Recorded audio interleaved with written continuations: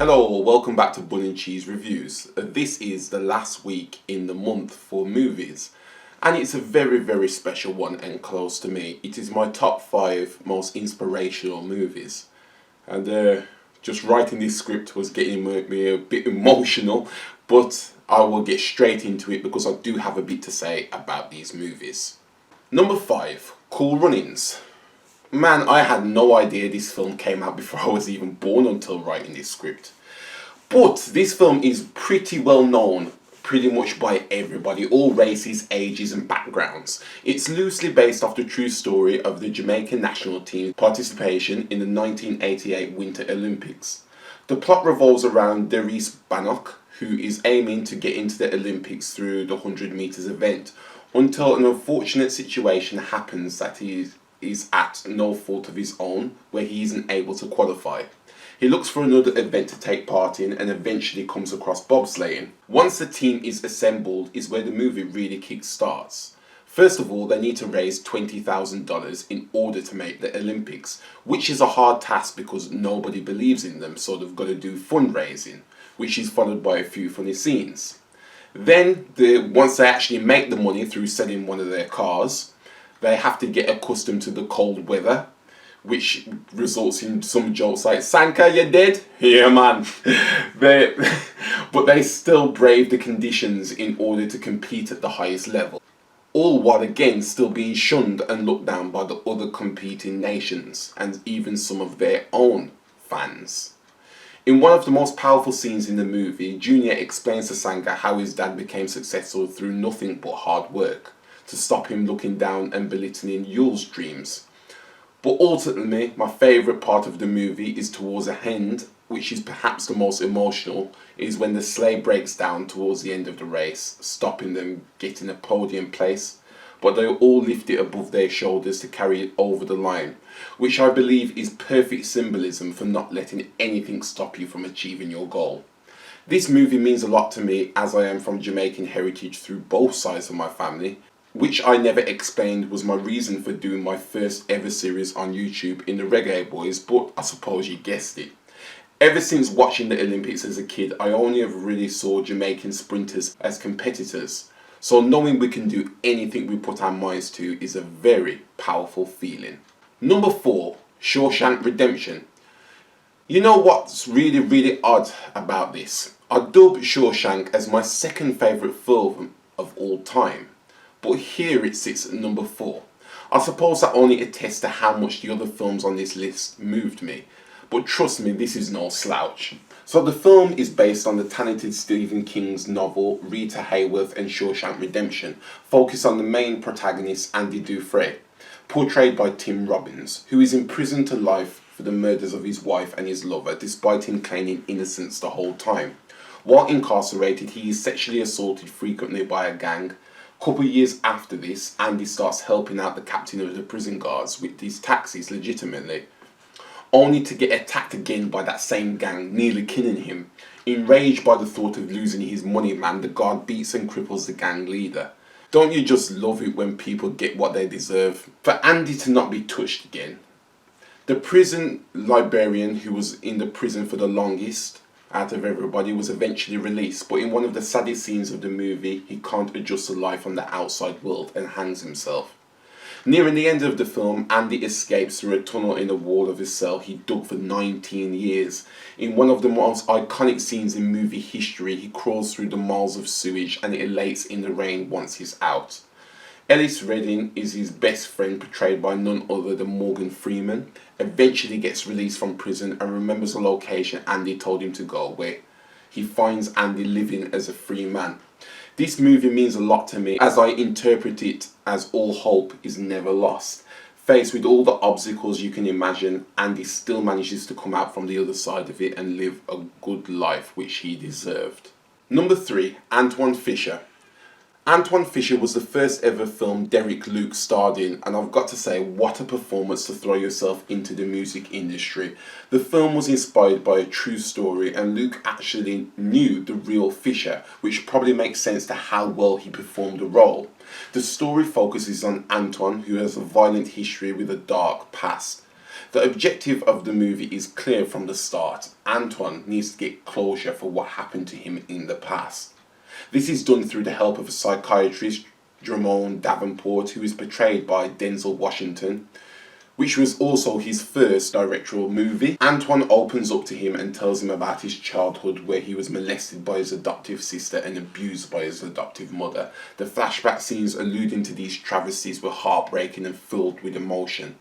In the present day, he begins to fall in love with Cheryl Smalley, portrayed by Joy Bryant, giving him a vision for a normal life anybody deserves. The most impactful scene of the movie is where Antoine returns to his foster household in order to get information on who his birth mother is.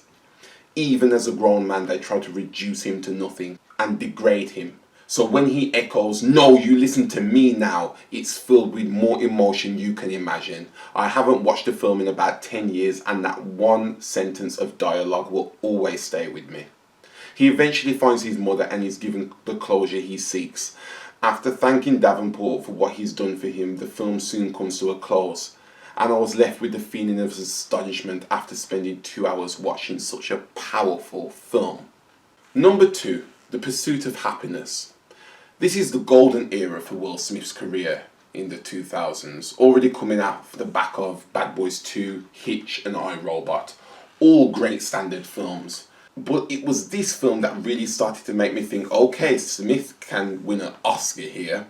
The story is another biographical drama where Smith portrays Chris Gardner, a salesman that has invested all his life savings into a portable bone density scanner. And for his family, he desperately needs this to pay off, which is evident by not even having enough money in order to pay for a taxi fare. That inner chase causes him to lose one of the scanners. He does impress the interviewers for an unpaid internship despite looking raggedy due to the night he has to spend in jail for unpaid taxes. The most emotional scene of the film is where Chris has to trick his son, who by the way is portrayed by Jaden Smith, obviously Will Smith's real life son, into thinking they're playing a game in order to sleep in a station restroom once they've become homeless. With the noise from the janitor trying to get in to him blocking the door and tearing up brings a sense of realism to the situation at hand. The speech where he tells his son not to let anybody tell him he can't do what he wants, not even himself, could move mountains.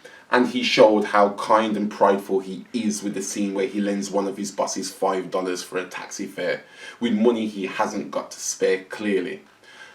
Come the end of the film, he proves his worth and gets the full-time position he deserves, holding back the tears. Chris didn't give up just like Andy in Shawshank and came out a free man, despite the different kinds of chains and shackles tying him down in life. And he's now a successful businessman and appeared at the end of the movie. This was nigh on perfection, and if it wasn't for one particular film that relates closer to me, it would be my number 1 for sure. Number 1, Coach Carter. So, Samuel L. Jackson is one of my favourite ever actors. He's proved it time and time again with classics like Jurassic Park, Pulp Fiction, Menace to Society and Die Hard with a Vengeance. And many, many more. But it is the 2005 release of another biographical film in Coach Carter that breaks onto this list with ease. He plays Ken Carter, who is a real-life previous coach that became famous for suspending the basketball team due to poor grades. Right from the start of the movie, he proceeds to teach the team not only to become better on the court, but to be better off it too, demanding all team players to maintain at least a C+ in class. Timo Cruz, who is portrayed by Rick Gonzalez, is one of the standout actors in this film, transitioning from an immature young man at the start who's dealing drugs to a smart, dedicated student and player towards the end. He is also involved in a couple of the many emotional scenes in the movie. First, when his cousin dies when a drug deal goes bad and he goes to Carter begging him to let him back on the team as he knew playing basketball would get him out of that life. And second, where he answers Carter's constant question as "what is your greatest fear?" by quoting "return to love." I love the ending to this movie as it wasn't really predictable, and the added graphics where they tell us what happened to all the real life players after the film were greatly appreciated. This movie is without a doubt my favourite inspirational movie of all time because I can relate on so many levels. I was never the smartest kid in school, nor did I grow up in the best of areas. And to state the obvious, I'm a young black man that has faced challenges and hardships because of my race, and will continue to do so for God knows how long until the world changes. So seeing all of that rolled into one movie made it a very emotional journey for me.